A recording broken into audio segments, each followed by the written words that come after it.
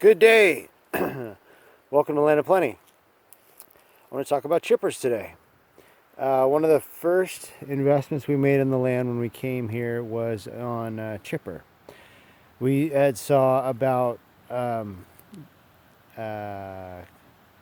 Garden of Eden or Back to Eden gardening that has to do with wood chips, where you stack wood chips on your soil until it begins to degrade and make a fine soil underneath it. We're behind it because we moved onto land that was burned, and so we were looking at ways to not only mitigate the waste that's inevitable when you move to a hilly forest area, but to deal with all the waste that we had on hand. So we got a Taz chipper with a Viper 212cc motor in it, and it screams. It's that thing.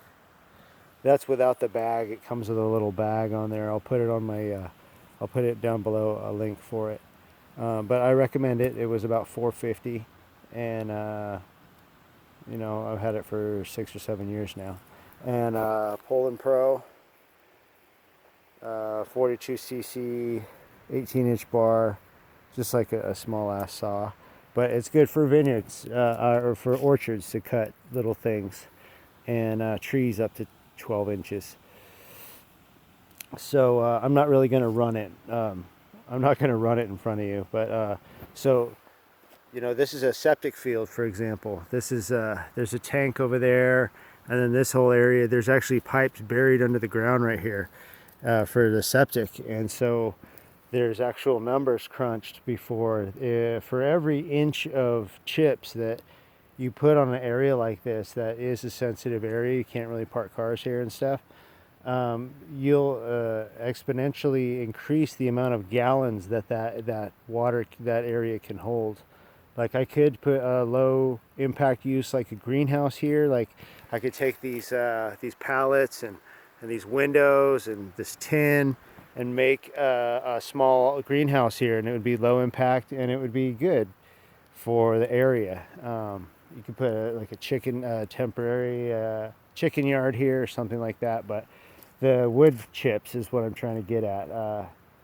That is the magic. And so at first they'll be green. If you use green material, it's nutritious, but you need to wait for it to break down before you put it on plants that you're expecting some kind of performance out of, because it actually draws, before it actually begins to break down and have mycelium and things like that are connecting with the soil, it will be drawing that from the soil below for a bit as it's cooling off. So make sure you do it ahead of time and stack it up. Biomass is good.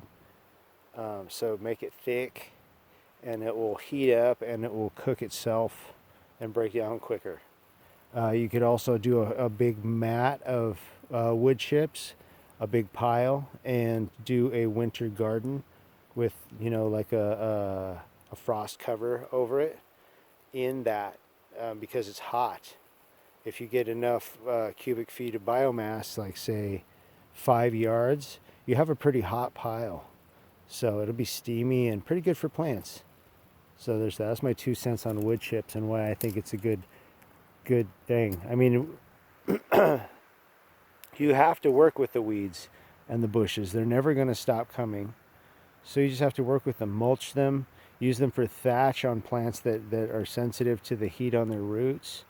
You know, spread it as hay. Do what you can. If you have animals, feed it to them. But you got to be in harmony with it. And if you fight stuff, you end up doing dumb things like poisoning and just stupid. You end up going too far. So don't let the wintertime stop you. Get out there and think about your soil amendments. Think about your mulching. Think about worms. And get your game on for next year. Plan your garden, plan your irrigation, get that irrigation in before you get trees in. You know, I know you're anxious to probably do bare root trees now when you shake off the holiday slumber, but remember to get your irrigation in before you plant the trees, okay? And that's all I had to say. Happy New Year, and the shovel's always lighter in your own yard. Have a great day.